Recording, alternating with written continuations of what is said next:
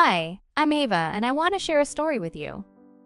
Like many others, I've had issues with my mother-in-law. It's surprising how many overbearing mother-in-laws there are out there.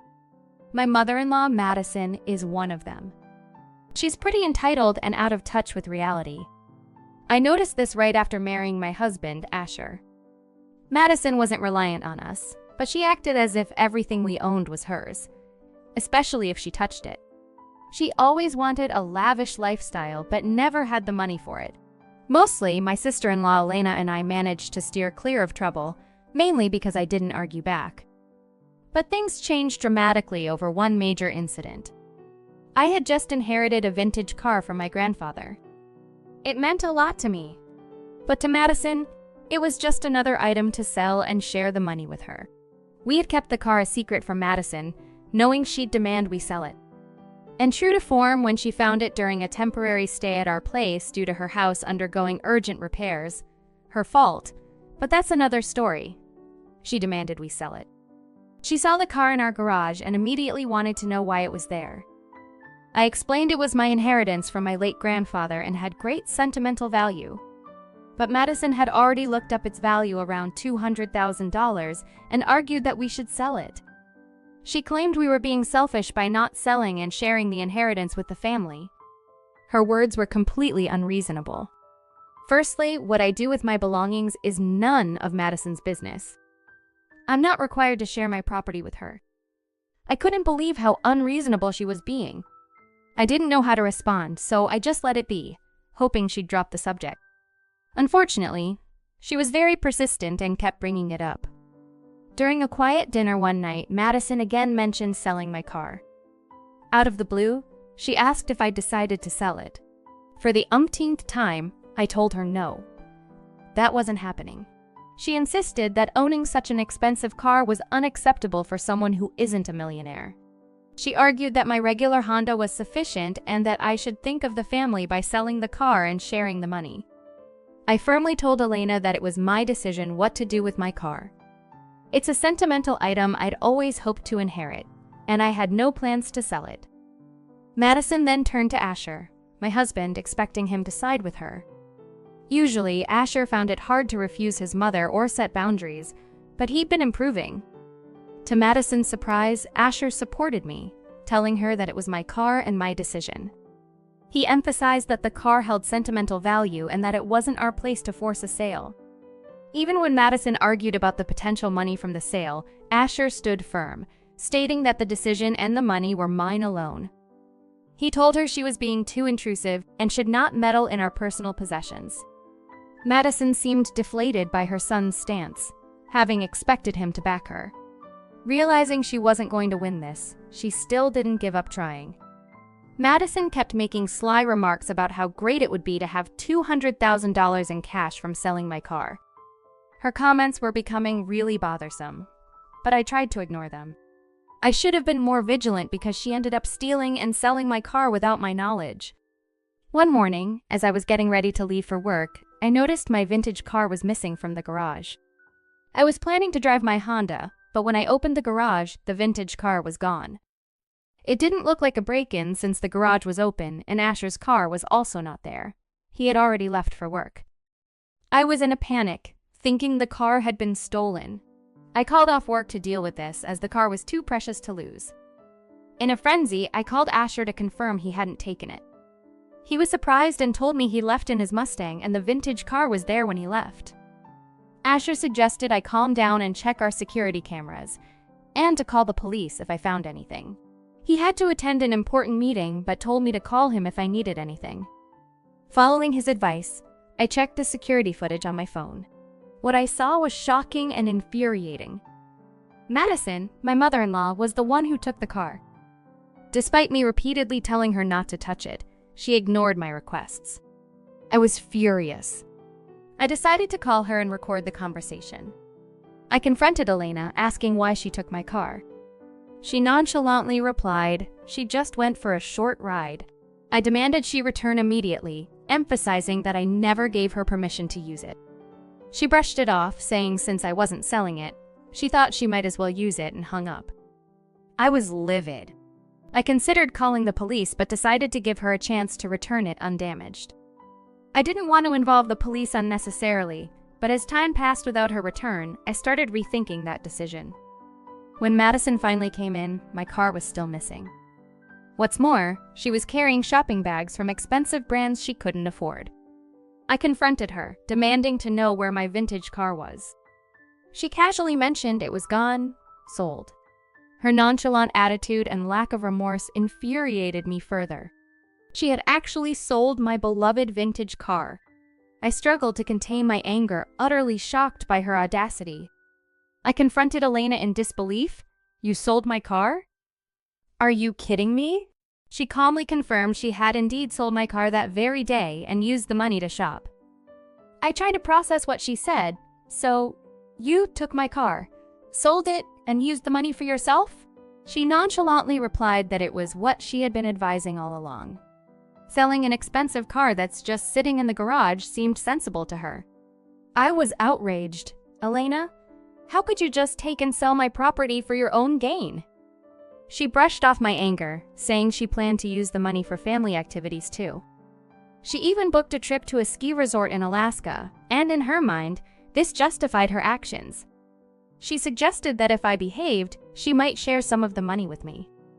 Her words were pushing me to the edge. It was hard to believe someone could be so entitled as to sell something that wasn't theirs, but with my mother-in-law, it seemed anything was possible. I gave her one last chance, "Madison. Go back to where you sold my car and bring it back. This is your final opportunity to avoid serious trouble." She dismissed my warning, stating the car was sold and part of the money already spent. She had no intention of undoing her actions. I had given her a chance to rectify her mistake, but she blatantly refused. "You're not going to return it, huh?" "I see how it is," I said, realizing Elena was adamant about not bringing back my car. She arrogantly brushed me off and walked away with her shopping bags, not caring to listen to me. I was reeling from her audacity, but I knew getting angry wouldn't solve anything. I had to act quickly to retrieve my car. I did what seemed the only logical step. I called the police and explained the situation. The officers arrived at my house in about 20 minutes. I'd already gathered the car's ownership papers and welcomed them in, showing them the proof and the security footage of my mother-in-law taking the car. Elena came downstairs, feigning surprise at the sight of the police. She played innocent, asking if there was some issue with me. When the officers mentioned the charges for stealing and selling the car, she tried to mislead them, pointing to my Honda in the garage and denying any wrongdoing. The officers clarified they were talking about the vintage car she sold. Elena tried to deny its existence, but we had all the evidence, the paperwork, the video, and even the insurance records. Realizing her initial lies weren't working, she switched tactics. She pretended to be confused, admitting she might have mixed things up about the car. It was almost comical to watch her scramble to concoct stories to cover her actions. Madison claimed she sold the car because she thought I had asked her to, which was a blatant lie.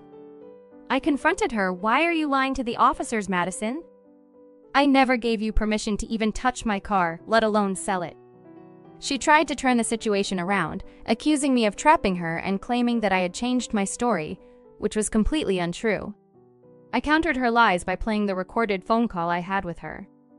In the recording, I clearly told her to bring my car back and not to drive or touch it, clearly showing I never gave her permission to sell it. The officers listened to the recording and were visibly annoyed with Madison's deception. They asked if she had any more lies to tell. Caught in her lies, Madison became flustered, trying to explain herself. But it was too late. The officers informed her she was under arrest for stealing and selling my car. She was visibly scared, tears in her eyes, and tried to come up with more lies, but the officers handcuffed her. In a complete turnaround, Madison then pleaded with me for help. She went from confident to begging, asking me not to let her get arrested, worrying about what people would say. I was resolute, telling her that she committed a crime and needed to be arrested. I was determined to get my car back. Madison tried to downplay the situation, saying it was just a car and suggesting we could work things out without involving the police. But I stood firm. She hadn't considered our family when she sold my car, a piece of my family's history. Her attempts to use the family card were in vain. Madison was in tears, continuing to beg me to let it go, but her actions and lies had crossed the line. Her delusional behavior couldn't excuse her actions. Madison actually believed I would let her off the hook for her terrible actions. She kept pleading with me until the police took her away. Just before getting into the police car, she defiantly yelled that this wasn't over and threatened to involve her son to set me straight. I responded that I was confident her son would make the right decision and she should be more concerned about facing legal consequences. Indeed, her son Asher did go to the police station, but not to rescue her.